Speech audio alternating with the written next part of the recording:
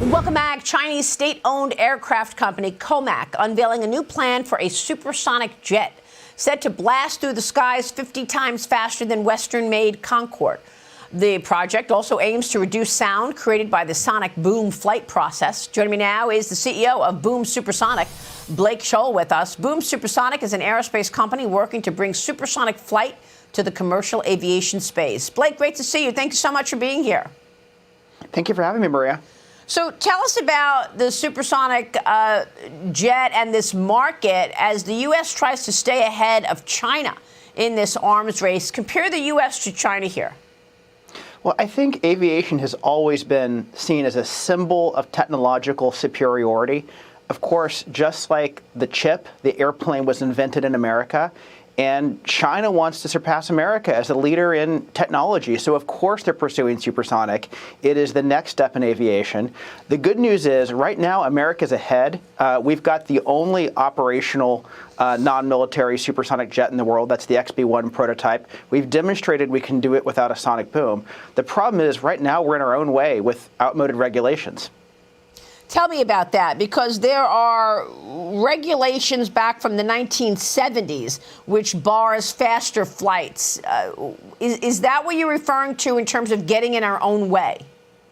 Yeah, it's one of the silliest regulations ever. From the 1970s, we have a ban on fast flights in the U.S.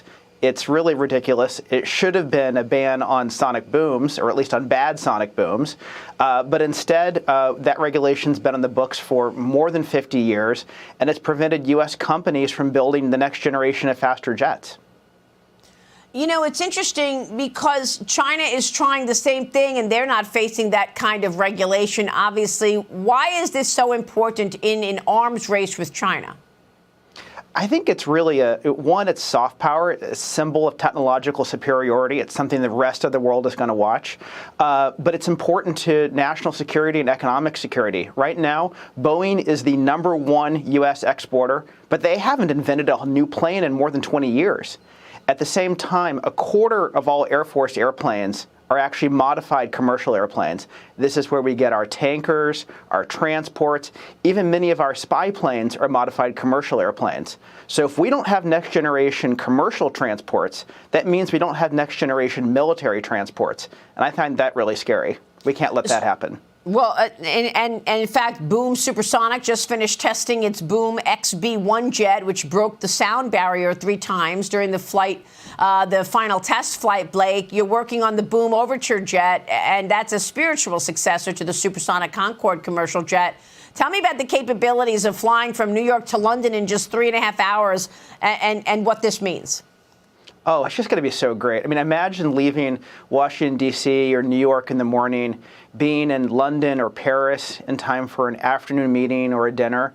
And then if we want coming home that same day to have, dinner, to tuck our kids into bed, that's the kind of thing that faster flight enables. Or imagine crossing the continent. That could also be 90 minutes faster without any audible sonic boom. So leave the East Coast, say, at 9 a.m. and land in San Francisco, say, at 9:30 a.m. San Francisco time. It's hugely different from what we have today. Well, you're also working with regulators on commercial air travel rules for supersonic flights. What would be the regulatory framework you'd like to see? It's a really simple, easy change. Right now we literally have a regulation that says thou shalt not exceed Mach 1. And what it should say is thou shalt not make bad noises. If a supersonic flight is possible with no sonic boom on the ground, then obviously it should be allowed. Blake, you've mentioned in the past that you think Air Force One could be a supersonic jet someday. I think so. I mean, right now, Xi Jinping has the latest model 747. The American president flies around on a 747 that's 2 generations old. I think that's a national embarrassment. The American president should arrive on the most advanced jet ever made. Obviously, that should be supersonic. And ultimately, we want supersonic flight for everybody, from the president on down to families. All right, Blake, we'll be watching your work. Thanks so much for being here. Blake Scholl from Boom. Thank you, sir.